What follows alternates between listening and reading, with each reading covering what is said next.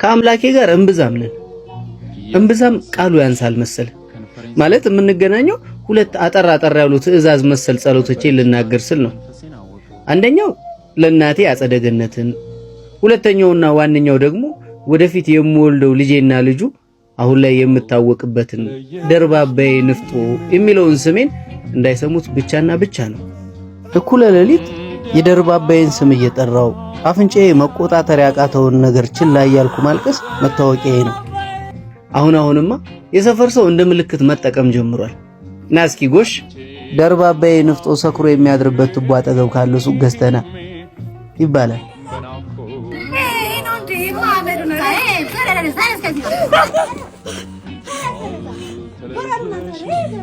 ደርባባዬ ንፍጦ ብሎ ያወጣልኝን ጠላቴን አላውቀውም።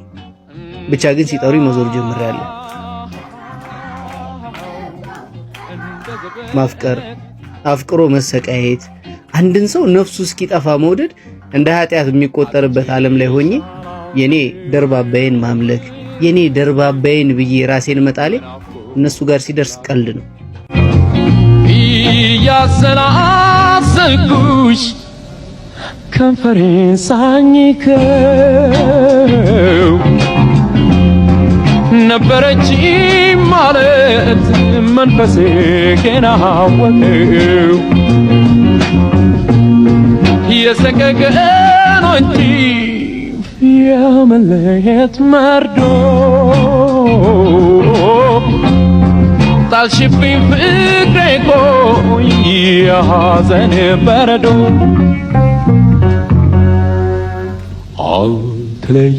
አልተለየሽኝም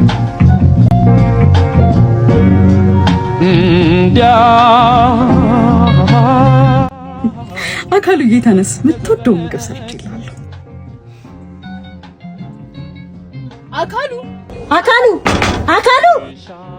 አካሉ ውስጥ እንዳለ ካቃለው አካሉ እየሰማኝ ነው። ስማ አንተን እኮ ነው አይሰማም። ይኸውልህ ነገ ባትከፍለኝ ቅራቅም በሆነ ነው አውጥቼ የምወረውርልህ። እሺ ደርባባዬ ንፍጦ አንተ ነገር ይመስላል። ይሄ አለመግባት አልችልም። ከሁለት ትዕዛዝ አዘል ጸሎቴ ጋር የሷን ነገር ቁረጥልኝ የሚል ሶስተኛ ጸሎት ስላልጨመርኩ ይሁን አላውቅም፣ ማታ እያዳፉኝ ካስወጡኝ መሸታ ቤት ዛሬም ምንም እንዳልተፈጠረ መሰስብ እየገባው። ጠባቧ ማምሻዬ ሙዚቃ አስክሯታል። ኑሮ አልገፋ ያላቸውን ብዙ የቀን ሰራተኞች አጭቃ ይዛለች። የታለች ያቺ ገለሞታ? ባይኔ እፈልጋታለሁ። እሷን የማየት ሱስ ኖሮብኝ አይደለም፣ እሷን ፈልጌ እንዳልመጣሁ እንድታውቅ ባይኔ ገላምጬ ላሳያት እንጂ። ዛሬ የሚታዘዘው ሌላ ሰው ነው። ያቺ ደርባባ ባለ ንቅሳት የደም ገንቦ ሴተኛ ዳር የለችም። ቆየት አባቷ ሄዳ ነው። ድምጼን ዝቅ አድርጌ ራሴን እጠይቃለሁ። ይሄን የቀን ሰራተኛ ለማማለል ቁልጭ የሚሉ ሴቶችን ገላ ባይኔ ፈተሽኩ። የኔዋ ደርባባ ግን የለችም። እኔ ግን አዲስ ህይወት ለመጀመር ለምን አላስብም? ለምን ከኔ አምና የምትቀበለኝን አልፈልግም? አሁን እቺ ምን ይወጣላታል? በርግጥ ትንሽ ጥርሷ 1/3 ውጪ ነው። በርግጥ አይኖቿ የባለ ሱቁን አወላይኖች ይመስላሉ። በርግጥ ግን ቆያቺ ደርባባ ጋለሞታስ እግሯን አንሻፋ የቆመችውን አስተናጋጅ በምልክት ጠሯት። ያቺ ሴት የት ናት? የቷ? ያቺ እንዴ እኮ የቷ? የድሮ ጮኛህን ነው? ያቻ ትልቅ ሀብታሙ በዴ ጋር። ሀብታሙ በዴ ልቤ አካባቢ ቀዘቀዘኝ። በድሉ ማለት ከዛ ሁሉ ቀን ሰራተኛ መሃል ሀብታሙ ነው። በነጫጭ የተደረደሩ ጥርሶቹ ያልተንበረከከ ሴተኛ ዳሬ የለችም። ከቀበሌ 3 እስከ ቀበሌ 7 ድረስ ሙሉ ሴቶች በድሉ ሲባል ያንዘረዝራቸዋል። የሰማይ አምላክ ጸሎቴን ስማ እንዴ ባካህ ድሬ ጥራኝ ከሀብታሙ በዴ እያሉ ይገጥሙለታል። ቆይ ግን ማን ነው ሀብታም ያደረገው? የሀብታም ቤት ዘበኛ ነው እንጂ ይሄ ዘበኛ አያት የኔን ደርባባ የኔን ባለ ንቅሳት እኔን ለመኖር እንድጓጓ አድርጋኝ የነበረች ንግስቴ ደሞ የኔ ይላለው እንዴ? እሷ የሁሉም ናት፣ የሁሉም ቀን ሰራተኛ። እዛ አንገት ላይ ጣቶቼን እንዳንሸራሽር የፈቀደችልኝ እኔ ብቻ ነበርኩ። ይሄ ሴት አውል ክፍለ ሀገር ያለው አጎቱ አንድ ነገር አድርጎለት ነው እንጂ ደርባባዬ በድሉን እንዴት ትወዷለች? የሀብታም ትራፊ እየበላ ሆዱ ሞላል እንጂ ሀብታሞቹ የጠበባቸውን ጨርቅ እየለበሰ አማረበት እንጂ ከኔ ከአካሉ ተሰማ እንግዱ በምን ይበልጣል? እኔ ግን ቆይ ክፍለ ሀገር ዘመድ የለኝም እንዴ? እውነትም እናቴ ብትሆን ጥላኝ ትሄድ ነበር? እናቴ ብትሆን የሚጎዳኝን እያወቀች የሌላ ሰው ትሆን ነበር? መተኪያ የሌለው የእናት ሞት ነው እንጂ። ድምጼን ከፍ አድርጌ ቆይ ምንድነው የማወራው? ሰክራለሁ እንዴ? እሺ የዛሬው ሳረቄ ለምንድነው ውሃ የሚለው? ይቺ ጋለሞታ ከዚህ ሴት አውል ጋር አሸሼ ገዳሜ ስትል አረቄ ማውጣት አቃታት አይደል?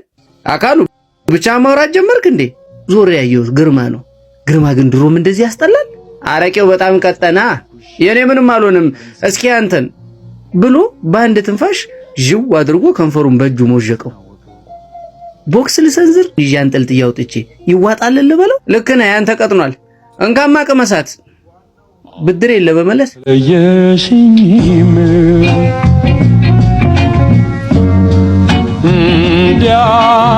ነይ አይኔ በንዴት ፈጦ ጠራዋት ያቺን ሸፋፋ። ምን እኔ የእንጀራ ልጅ ነኝ ወይ ውሃ የሚቀርብልኝ ማለት? የኔ አረቄ ለምን ውሃ ተጨመረበት? ውስጥ ያለው ንዴትና አለህ አግዞኝ በጣም ጮኩኝ። ሙዚቃው ተቀነሰ። ሁሉም ሰው ወደኔ ዞረ። ደርባባይም ጨልጠ ጠጥታ አፍን አትክፈት ወደዛ። የኔ ከዛ ሴተኛ ዳሪ ጋር መጣላቴ ነው አይደል እኔን እንድትበድሉ ያረጋችሁ?